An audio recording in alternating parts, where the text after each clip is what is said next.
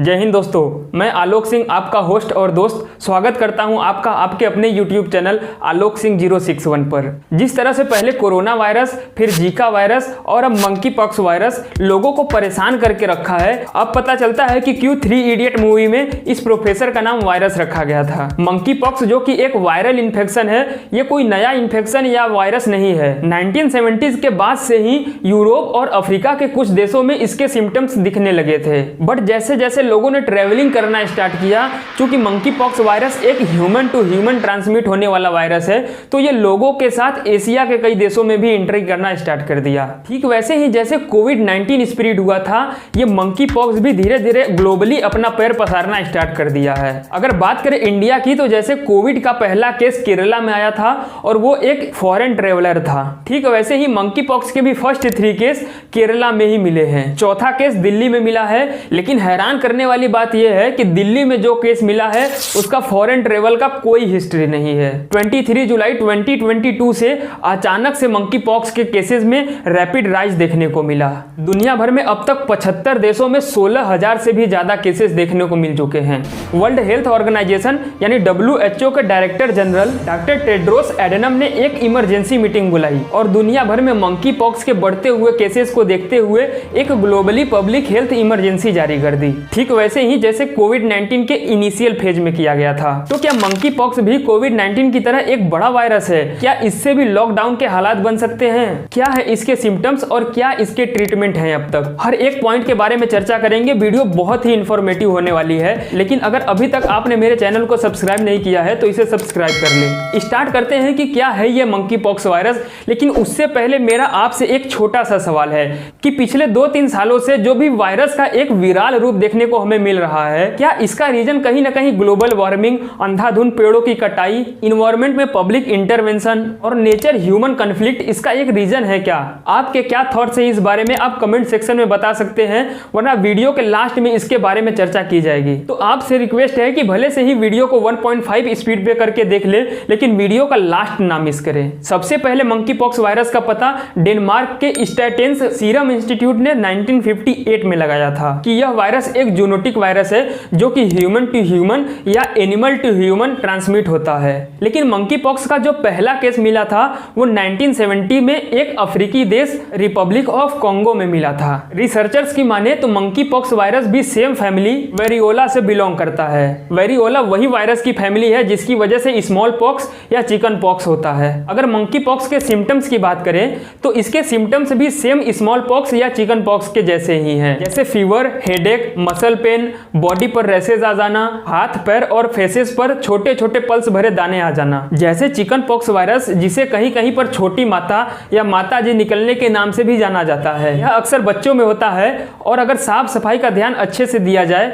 तो within 1 week बिना किसी स्पेशल ट्रीटमेंट के ऑटोमेटिकली ठीक हो जाता है। सेम एज मंकी पॉक्स भी है, अंतर केवल इतना है कि यह केवल छोटे बच्चों में ही नहीं बल्कि न्यू बॉर्न बेबीज, छोटे बच्चों या बड़ों में जिनका इम्यून सिस्टम सही नहीं है उनको भी हो सकता है। इस वायरस का टाइम ड्यूरेशन थोड़ा ज्यादा है, ये 1 महीने तक भी रह सकता है, तो पैनिक क्रिएट ना करे या लापरवाही में कोई ऐसी मेडिसिन ना ले ले जिससे कि प्रॉब्लम और ज्यादा बढ़ जाए। अब अगला बड़ा सवाल कि इस वायरस का ट्रांसमिशन कैसे होता है या ये वायरस फैलता कैसे है। जैसा कि हम पहले भी डिस्कस कर चुके हैं, इस वायरस का ट्रांसमिशन ह्यूमन टू ह्यूमन या एनिमल टू ह्यूमन होता है। अगर कोई जानवर इन्फेक्टेड है तो उसके क्लोज कॉन्टेक्ट में आने से यह वायरस फैल सकता है। वहीं इंसानों में यह वायरस इन्फेक्टेड पर्सन के क्लोज कॉन्टेक्ट, उसके कपड़ों से, छींकते टाइम निकलने वाले वाटर ड्रॉपलेट से या फिर इन्फेक्टेड पर्सन के बॉडी पर हुए रेसेस के कांटेक्ट में आने से हो सकता है।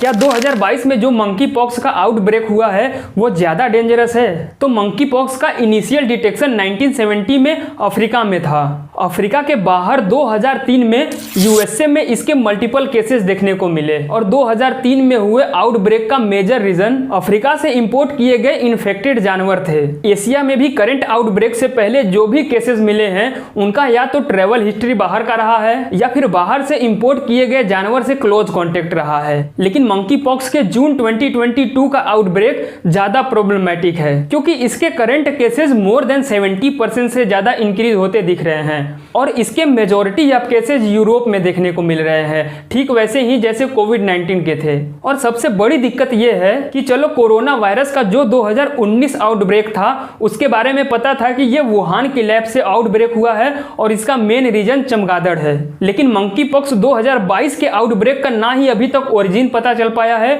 और ना ही इसके मेन सोर्स के बारे में पता चल पाया है कि ये किससे स्प्रेड हो रहा है। वहीं WHO ने public health emergency international concern PHEIC जारी कर दिया है और ये PHEIC तभी जारी किया जाता है जब किसी डिजीज के इंटरनेशनली फैलने से लोगों के हेल्थ को खतरा हो, जिससे कि इंटरनेशनली जितने भी देश आपस में कनेक्टेड हैं वो इस वायरस को ट्रेस करें, डायग्नोसिस करें और इससे पहले कि ये वायरस कोई पेंडेमिक क्रिएट कर दे इसे रोका जा सके। क्या है इसके प्रिवेंशन और इसके ट्रीटमेंट के बारे में जानते हैं। तो मंकी पॉक्स का अभी तक कोई स्पेसिफिक ट्रीटमेंट नहीं बन पाया है, लेकिन इन्फेक्टेड पर्सन के हाइजीन और उसके आसपास साफ सफाई का ध्यान रखकर इसको कंट्रोल किया जा सकता है। इस बारे में भी कोई अभी स्टडी सामने नहीं आई है कि क्या मंकी पॉक्स जिसको एक बार हो गया उसको दोबारा नहीं होगा, क्या उसकी बॉडी ऑटोमेटिकली एंटीबॉडी बना लेती है। क्योंकि जनरली चिकन पॉक्स के केसेस में हमने ये देखा है कि जिसको एक बार हो जाए उसको ये दोबारा लाइफ में नहीं होता। I am very much sure कि आपको भी लाइफ में एक बार, वो भी खासकर बचपन में ही चिकन पॉक्स जरूर हुआ होगा। अगर मंकी पॉक्स के वैक्सीनेशन की बात करें तो इसकी वैक्सीन अभी तक नहीं बन पाई है, लेकिन जो वैक्सीन स्मॉल पॉक्स में यूज होता है अकॉर्डिंग टू WHO वही वैक्सीन 85% तक मंकी पॉक्स के लिए भी कारगर है। WHO की माने तो स्पेशली मंकी पॉक्स के लिए भी अलग से वैक्सीन जल्दी ही उपलब्ध कराई जाएगी, लेकिन तब तक हर एक इंडिविजुअल अपना और अपने घर में रह रहे बच्चों का खुद ही डॉक्टर है। ये टाइम हम लोगों को रियलाइज करने का है कि कहीं पे बाढ़, कहीं पे सूखा, यूके जहां पर 12 मास ठंड पड़ती है वहां का टेम्परेचर 15 to 20 डिग्री सेल्सियस रहता है, अभी वहां का टेम्परेचर 40 डिग्री तक पहुंच चुका है। वहां के जंगलों में आग लगी पड़ी है। जिस तरह से ग्लोबल वार्मिंग बढ़ रही है, अंधाधुंध पेड़ों की कटाई की जा रही है, अगर ग्लेशियर पिघल गया ना तो इंडिया समेत दुनिया के आधे देश पानी में सबमर्ज हो जाएंगे। तब ना तो पेड़ों को काटकर 4 जगह बनाए गए घर काम आएंगे और ना ही ये टेक्नोलॉजी काम आएगी। इंडिया के गुजरात, मुंबई, यूपी, आसाम जैसे शहरों में अगर 4 दिन ढंग की बारिश हो जाए तो पूरे शहर में बाढ़ जैसा माहौल बन जाता है। वहीं अगर 4 दिन अच्छे से धूप निकल आए तो गर्मी इतनी एक्सट्रीम लेवल पे पहुंच जाती है कि जैसे ये इंडिया नहीं मानो अफ्रीका हो। आपको पता है कि हर वायरस का ओरिजिन अफ्रीका ही क्यों होता है? तो अफ्रीका में पड़ने वाली गर्मी और उमस इसका एक मेन रीजन है। और ग्लोबल वार्मिंग, पेड़ों की कटाई और इन्वायरमेंटल पॉल्यूशन करके हम अपने यहाँ भी सेम सिचुएशन क्रिएट करते जा रहे हैं। ये इन्वायरमेंट, प्रकृति, कंट्री हमें पिछले जनरेशन से गिफ्ट में मिला है, तो हमारा ये दायित्व है कि हम अपने आने वाले जनरेशन को भी इसको और बेहतर बना कर दें, वरना हमारी आने वाली जनरेशन हमें गाली देगी कि अपने तो खुद तो रियल लाइफ का मजा लेकर चले गए, हमारे लिए छोड़ गए सूखा, बाढ़, कोरोना वायरस, इंस्टा और पबजी। अगर वीडियो ठीक लगे तो चैनल को सब्सक्राइब कर दे और इसे कुछ जरूरतमंद लोगों तक शेयर भी कर दे ताकि उनका भी भला हो और आपके इस दोस्त का भी भला हो जाए। वीडियो पर एक लाइक का बटन है, उसको भी प्रेस कर दे। आप अपना ख्याल रखें, अपनों का ख्याल रखें, स्वस्थ रहें, मस्त रहें। मुलाकात होगी जल्दी किसी अन्य ऐसे ही रोचक और इन्फॉर्मेटिव वीडियो में। बहुत बहुत धन्यवाद।